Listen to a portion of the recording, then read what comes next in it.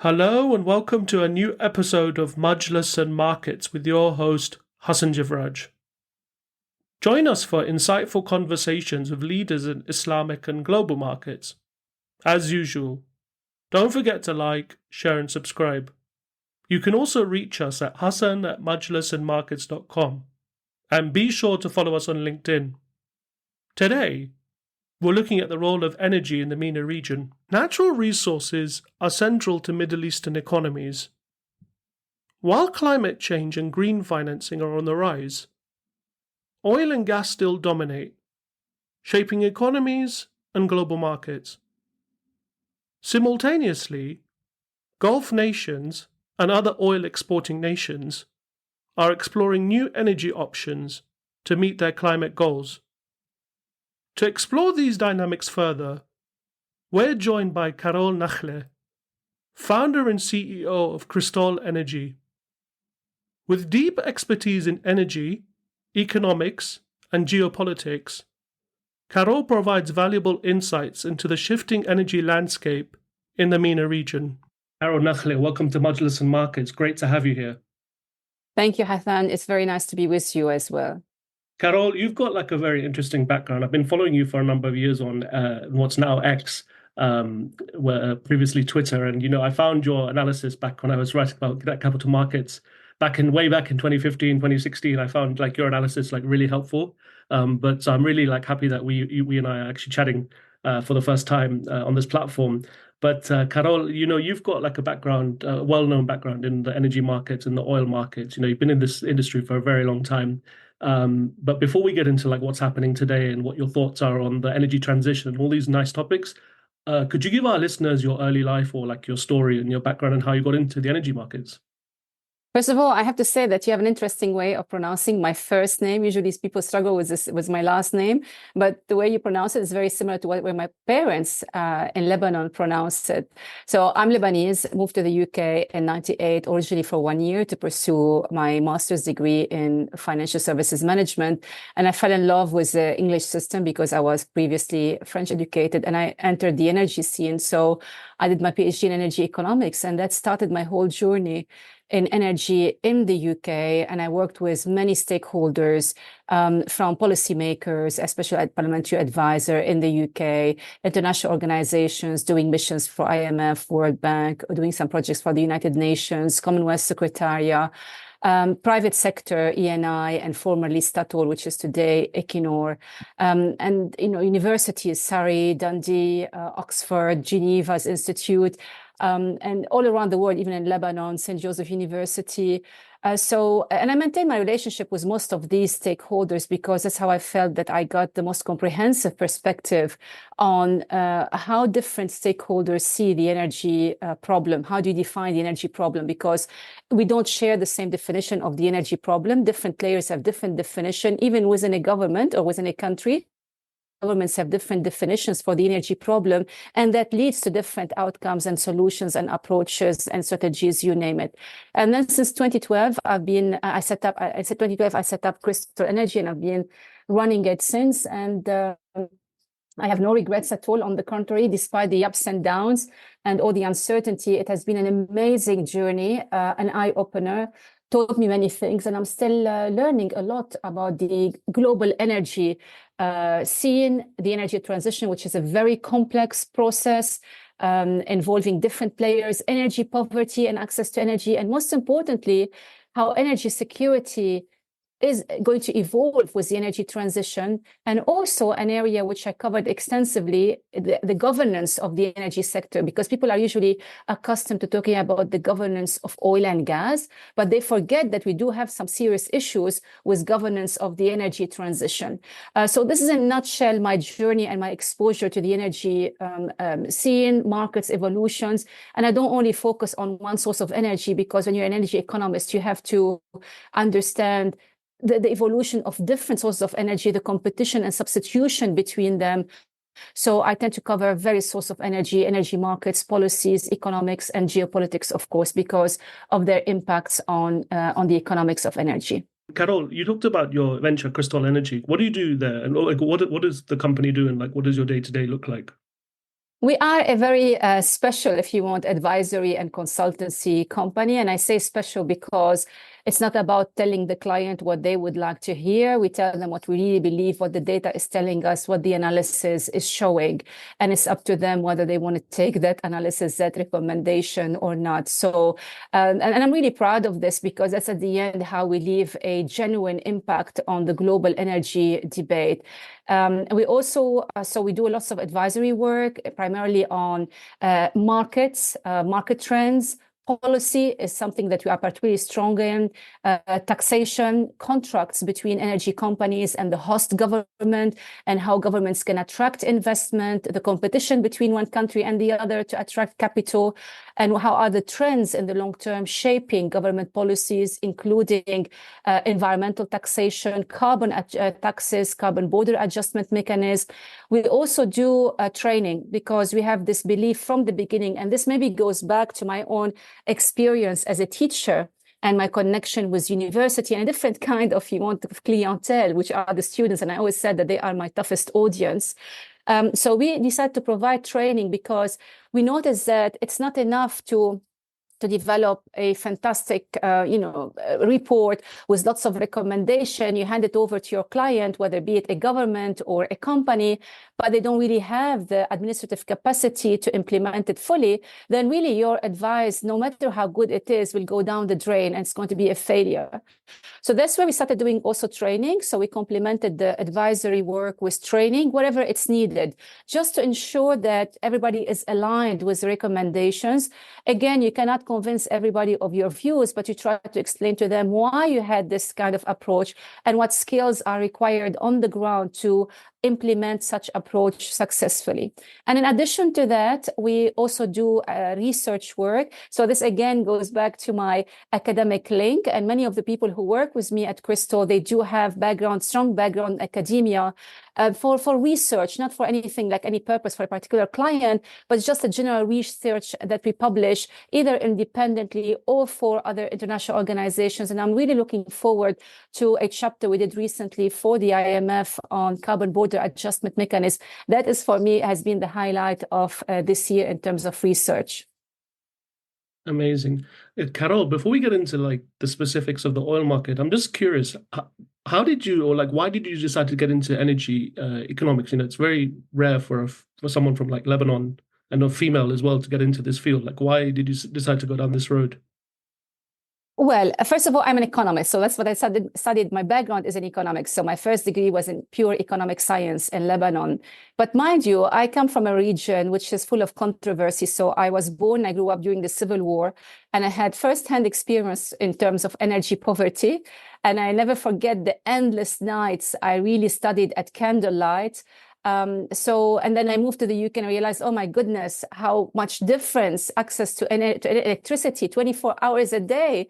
No worries about electrical power cut or not being able to do what you are supposed to do. All these things that occupy a lot of a big space of your day-to-day planning, you don't have to worry about them. So that was an eye-opener for me, and I was interested in energy. And the third reason, primarily coming from the Middle East. So in Lebanon, my father and my grandfather and lots of family members moved to the Gulf region when they discovered oil, and we had all the wells flowing into those economies, whereas in Lebanon, we had huge poverty because of the civil war. So I wanted to understand this kind of contrast. Mind you, it also made me learn about something very important, that wealth does not necessarily equate development. So despite all the problems in Lebanon, we still had superior, and I can say that back then, I don't know about today, but back then we did have, for example, superior educational system than many of our neighbors, even though we did not have the money. So that brought me into being curious about what we call the resource curse in economics, where you are resource rich but economically poor. It's not like they are economically poor, but that was also something I was curious about. And then the fourth reason, primarily personal, why me as a woman entered this sector, particularly I started working on oil and gas taxation at the beginning of my PhD, is that I walked into the economics department at the University of Surrey, when I wanted to apply for a PhD. And by mistake, I opened the room where, just a big room. I did not know what it was. It was on my left-hand side as soon as I entered the corridor. And I found a room full of men sitting in front of their computer, piles of papers all around them. And there wasn't a single woman in that room. And I asked them what they were doing, and they said energy economics. And I thought, that's interesting. So that was that kind of exposed me to why the sector, you have such a strong presence of men and not many women. You don't see many women back then in the industry. So that also may increase my, if you want, my curiosity, and help me later on to set up Access for Women in Energy in 2007, long before the sustainable development of the UN and the role of women and all these initiatives to support the development of women. It was primarily based on my own observation experience in this sector, and has been a fantastic journey. Fantastic. Carol, when we talk about energy, if we're just focusing on the Middle East for today's episode, it's a very important region. You probably break it down into like the Gulf countries and say Iran and Iraq, and then you have North Africa with Libya, and then you have other countries which are not as resource rich, but do have some kind of resources, whether that be oil or gas or any kind of other commodity.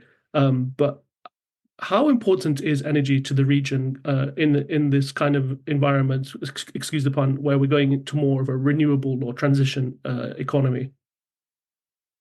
I tell you, so there is this kind of perception that the energy transition is going to result in stranded assets for any oil and gas producer. So if you have massive reserves, which is the case of the MENA region, and you know that the MENA region sits on the largest proven oil and gas reserves in the world. And if you take countries like Libya, countries like Iraq, they're all reserves, they can last for hundreds of years. And nobody's going to use oil and gas in 100 of years if we continue with the current trend of the energy transition. So that caused lots of people to conclude prematurely, in my view, that the energy transition is going to cause all sorts of economic ills to these countries. This is true for some countries. First of all, we should be careful not to put all the oil and gas producers in the same basket. There's a huge difference between them. If I start on the economic side, you do have the high income, the middle income, those who have wisely used the oil riches in the past and invested them in a sovereign wealth fund that's going to last them for generations to come. And here I'm thinking about the UAE, I'm thinking about Kuwait. But also, it's not just about the reserves that they have built, the financial reserves. I'm also thinking about their cost of production. So you do have some with very low cost of production compared to others. And usually in basic economic principles, when a market starts to shrink, so if we accelerate the energy transition and the demand for oil and gas decline, that's a shrinking market. The first people to leave the market, or the first producers to leave the market, are those who cannot sustain production and supplies at a declining price because the market is shrinking. So if you are the low-cost producer, you are the last to leave the market. And this is where countries like Saudi Arabia and even Iraq, they can have an advantage. However, the story doesn't end here. You have to add another dimension which tends to be hugely overlooked in the discussion about the energy transition. That is the carbon intensity of your oil and gas. So you do have countries like Iraq, even though they have low cost of production, they have very high carbon intensity, and primarily because they flare massive quantities of natural gas. The same thing for Algeria. Algeria, despite being an important producer of gas, they have a high carbon intensity. So in a climate conscious world, the countries that have the lowest carbon intensity and the lowest cost of production are the ones who are going to last much longer than anybody else. So while lots of countries, even outside the region, are going to leave the markets first, I think the last to leave the market would be easily, I can say today, of course, with lots of caveat, but if we just keep it said simple, would be the Gulf producers. That said, it doesn't mean that they should not pursue what has long been advocated for: economic diversification, better resource management, building sovereign wealth funds, and a careful and wise reinvestment of the resource of the oil and gas, financial resources coming from oil and gas. But I wouldn't jump to the conclusion by saying that, oh, they are going to suffer from stranded assets and they will have all sorts of economic ills by 2050 or 2040 because nobody wants oil and gas by then. That is too simplistic, in my opinion. Yeah, it was interesting. I was reading an report by the IMF, I think it was last year, and they basically said that Gulf countries in particular are going to be in a bit of fiscal trouble in, say, 2031. And they were talking about peak oil. But I think, where the market's gone in the past couple of years, with the sanctions on Russia and tightening supply, and now you seem to have more suppliers coming onto the market, there seems to be like have we reached peak oil, do you think? Or do you think, or are we on course to reach peak oil rather? Hassan, before I answer the question about peak oil, let me just highlight one important point about all these reports and all these forecasts. It's very important to read the assumptions used in those reports, because once you see the assumptions, then you will realize that their recommendations or their findings are not cast in stone. If one assumption changes, then the results are going to change significantly. So that's one thing to bear in mind when we're talking about all these energy outlook or economic outlooks. And even if you take the outlook from the same organization, you end up having different conclusions. So we should treat these with caution. Coming back to the question on peak oil, I always ask, are you talking about peak oil supply or peak oil demand? But I trust you're asking about peak oil demand. But the reason why I ask this question is that, especially among the younger generations who entered the energy industry recently, they may not know that at the beginning of the century, in the first years between 2000 to 2008, when the financial crisis hit, there was the most heated debate I have encountered about peak oil supply. And lots of books were published about how the world was running out of oil, and then soon countries will start killing each other because they want to control the leftover of whatever oil resources. And it was a question of time to show that all these warnings were not really founded in sound economic analysis. Now, today the discussion is about peak oil demand, when oil demand will peak. And again, it's an interesting point, and we'll be observing it very closely. But we have to remember a few things. First of all, OECD oil demand has already peaked around 2005, 2006, and still demand is still at healthy levels for any oil producer. Prices did not collapse. Now, you might say, yes, demand is still growing from the non-OECD, but let's say globally, if we hit a peak, first of all, nobody knows when that peak was going to be exactly, whether 2030, 2035, 2036, or 2040. Second, if you hit a peak, it's not like the Mount Everest. You hit the summit and then you have to go down sharply afterwards. You can stay in that peak for quite a long time. So it can be a plateau for several years. And then the decline is not a very steep decline. It can be very smooth. It can last for decades to come. So that's why the discussion about the peak demand, while is interesting, on its own is not going to change fundamentally the energy scene in the next 20, 30 years because of this kind of decline. Of course, we cannot predict what will happen with technology. That is something like nobody predicted the shale technology and the massive transformation that we saw in global oil markets. But there are lots of things that we cannot foresee at this stage on the technological front. But that said, peak oil demand is an interesting intellectual exercise. It is a wake-up call that, yes, at some point the market will peak and market dynamics are going to be different because co-producers are going to compete for market share, but it's not something that's going to happen overnight. One area I wanted to ask you, Carol, is that a lot of the Gulf countries also as well are getting into the mining business. You're seeing a lot of mining policies being developed within the economic diversification. Why are they deciding to go down this road? I mean, for several reasons, but let me try to dissect the two main ones. First of all, they are rich in minerals and metals. So look at Saudi Arabia. Of course, they focus additionally on the oil sector because the economic trends were were and still are much bigger than what you get in the mining industry, and it was easier. So technically, it was more accessible. But they are rich. They do have lots of resources in the mining sector. It is yet to be developed properly and explored properly. So they need to design the right strategies and policies to attract investors, because maybe some investors see the exploration risk can be higher there than in other countries in Africa, for instance, which have already been explored.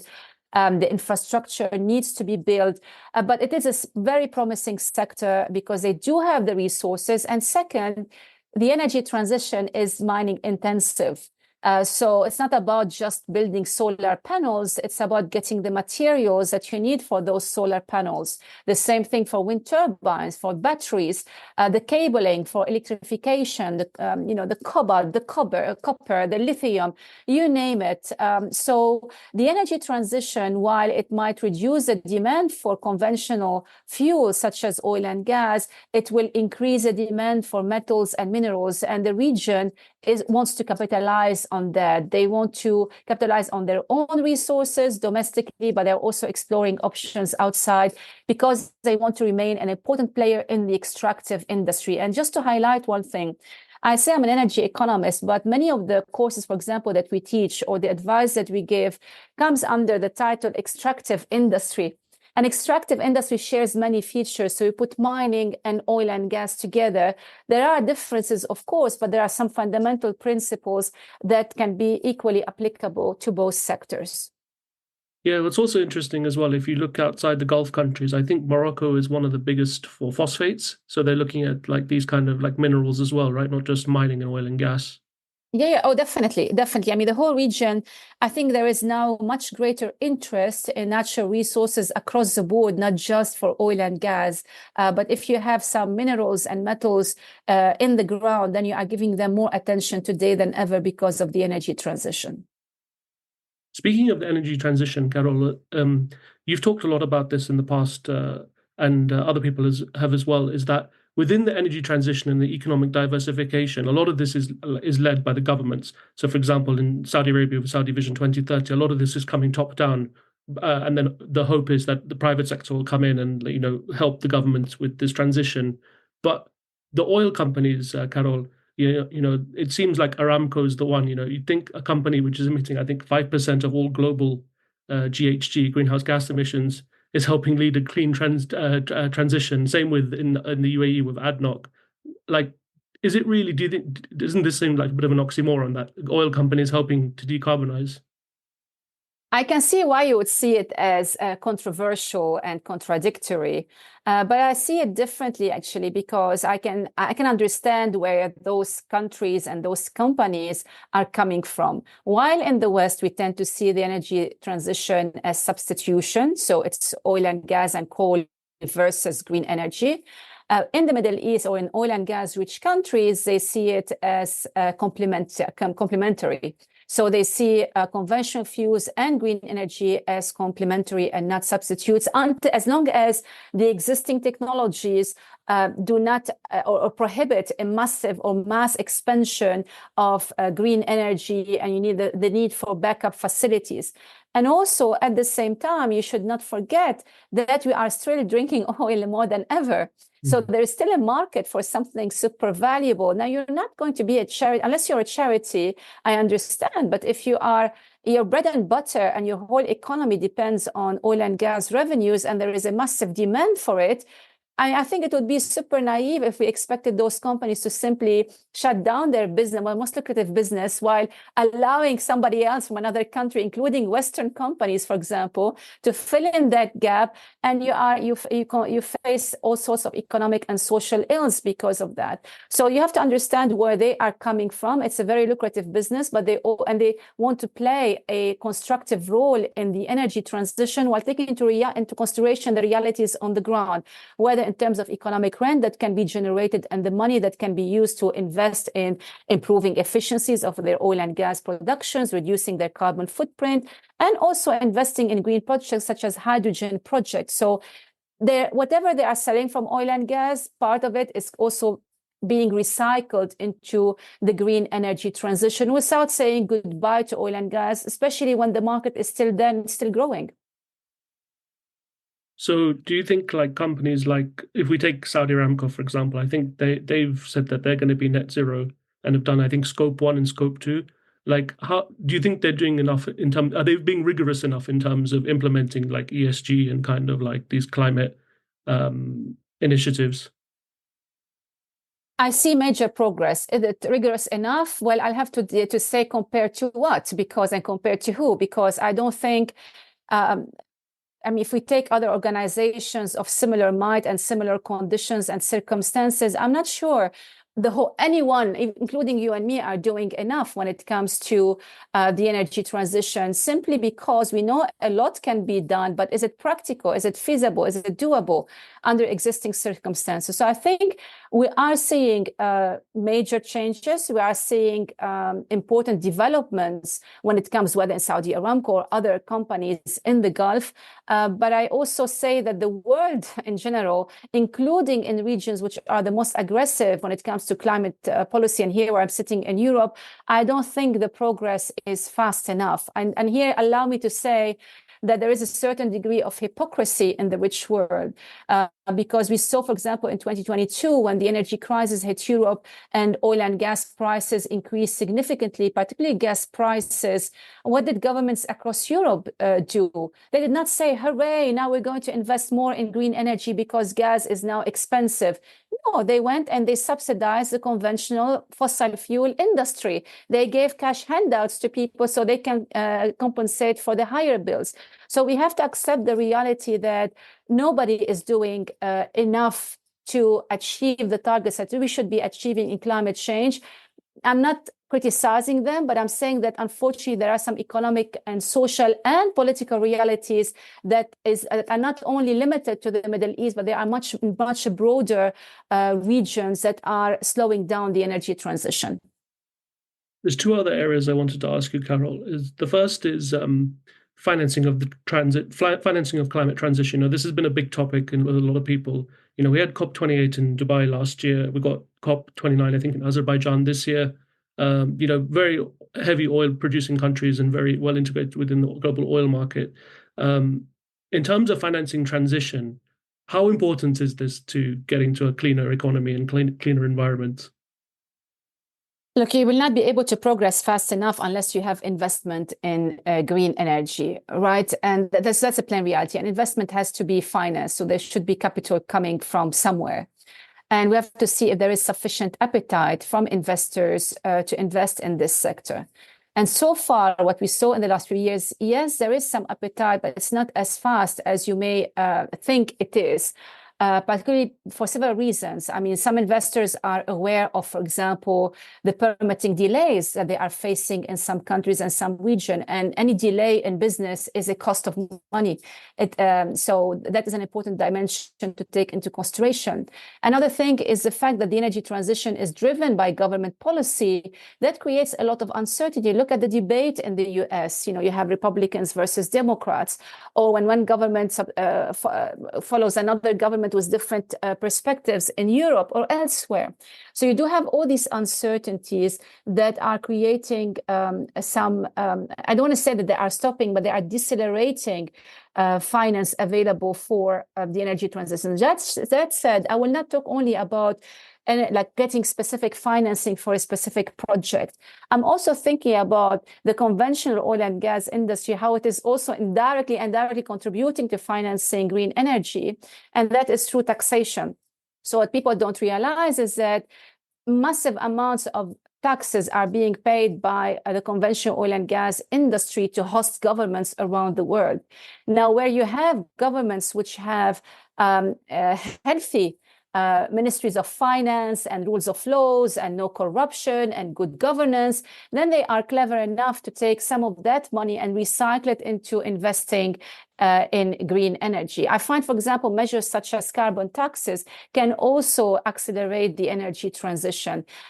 So there are lots of measures that go beyond the conventional financing of specific projects and what you and I are usually accustomed to.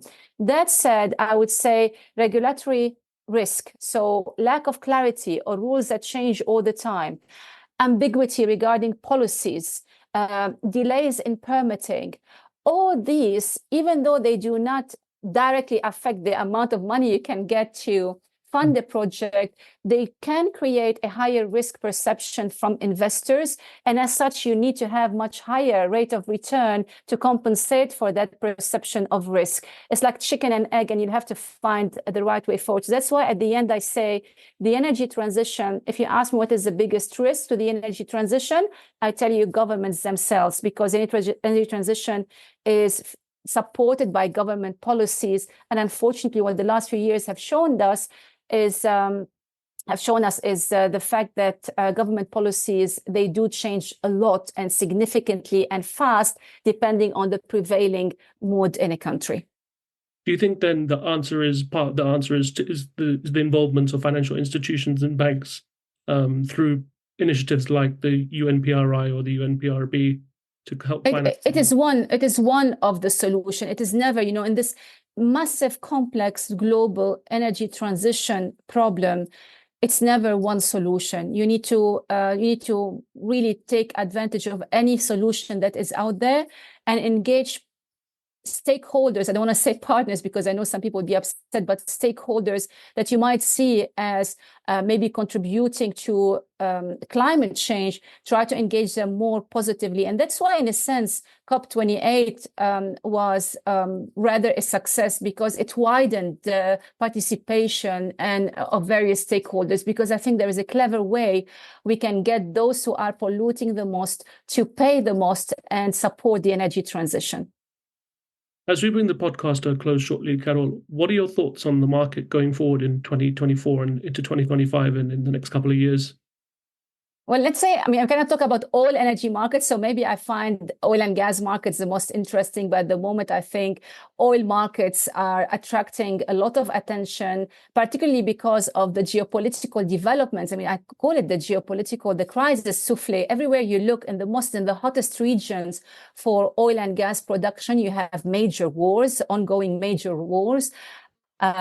Countries that are important producers and sit on the largest reserves in the world are also involved either in some kind of social unrest or are under sanctions. And typically, for example, if you go back to the 70s, any kind of problem in the Middle East would send prices higher and higher and higher, and they would stay in that high territory for years to come. And today, somehow, there is a kind of disconnect, despite all the troubles that we have in the heart of the region, the most important region for oil and gas production and trade. And yet, oil markets are barely taking notice. It's not to say that geopolitics are not important anymore, but it reflects an important reality, how far oil markets have evolved in the last 40 to 50 years. In terms of bringing different producers to the market, new producers. Oil importance to the global economy is not the same as it was several decades ago. And also, the share of oil in the primary energy mix has peaked in 73 and has been declining, even though oil remains the most important fuel. So lots of things have changed. It's important to look at the oil markets with this new lens and not the prevailing lens of maybe 20, 30 or 40 years ago, which unfortunately you still find people believing in that. And just, Carol, do you think the energy markets will react differently to which president? Do you think it's too early to say? Because I think, with the US, whoever the US president is, do you think prices will go up or down? I don't, again, not one factor will dictate where markets will go. But it's not as easy as saying, like, if Trump wins the elections and this is going to happen, or if Harris wins the election, this is going to happen. Because yes, they can influence the oil production domestically directly through various measures. But so far, we saw that despite the rhetoric, shale oil production in the US actually hit record high under the Biden-Harris administration, despite the fact that Biden has not been the most sympathetic to the oil industry when it comes to political rhetoric. I remind you that he called them war profiteering, for example, to 2022-23 because of high prices as a result of the war in Ukraine and the industry achieving high profits. But there is an indirect way they can impact the industry. You do have, for example, the relationship with China, its impact on the global economic health and trade, relationship with Russia, Are they going to see tighter sanctions or less sanctions and appease relationships with Iran? We know that Trump was pretty tough on Iran, whereas President Biden turned it rather blind eye to imposing tougher sanctions and ensure the execution of those sanctions. So that's why Iranian exports have been climbing gradually under the Biden administration. So there are different ways they can influence the global oil market, while at the end, oil price will send the most powerful signal to the oil and gas producers in the US, the shale producers, who react much faster to oil prices than conventional producers. Carol, tell us any projects you're working on, or any upcoming projects you have coming in the works. Well, we have several things we are working on, but I'm particularly focusing on environmental taxes and carbon taxes, and how carbon border adjustment mechanism might affect exporters, particularly from the Middle East and North Africa, and how can those countries take measures to actually turn the tax from a threat to an opportunity for them, so that they can hit several birds with one stone. And this is not something that we often hear about, but this is something I'm finding it intellectually stimulating. And I'm also doing with my colleagues, we're focusing a lot on natural gas and the impact of geopolitics and the long-term trends, competition between major producers, and what does it mean in terms of changing dynamics between Europe and Asian markets, for instance, especially after the loss of pipeline Russian gas. What does it mean? So these are the two main areas I am particularly involved in with my colleague, and we continue with all bits and pieces around the world with energy, geopolitics, and economics. There is no shortage of opportunities out there. I don't think we'll ever sit down and get bored and wonder what we were doing next. Fantastic. And how can people read your research, Carol? I tend to publish most of the work I do, where I have, of course, the authorization to do so, on our website, www.crystalenergy.com. I don't know if I added an extra W. But it's on the company's website, crystalenergy.com, and also through my affiliation with academic institutions such as University of Surrey. But I would say Crystal Energy is the main site for my publications. And also for whoever wants to reach out and continue the discussion, or they have any question, they can always reach me through social media, LinkedIn or X. I would be happy to answer their query, as long as it's not about how are you, what do you do? Yeah. So I have been following you, like I said, for a number of years, and I find your thank you. analysis of these things really helpful and fascinating. And yeah, this has been a fantastic conversation, Carol, and I wish you all the best for the rest of 24 and going into 25. Thank you, Hassan, for having me. This was really most enjoyable for me.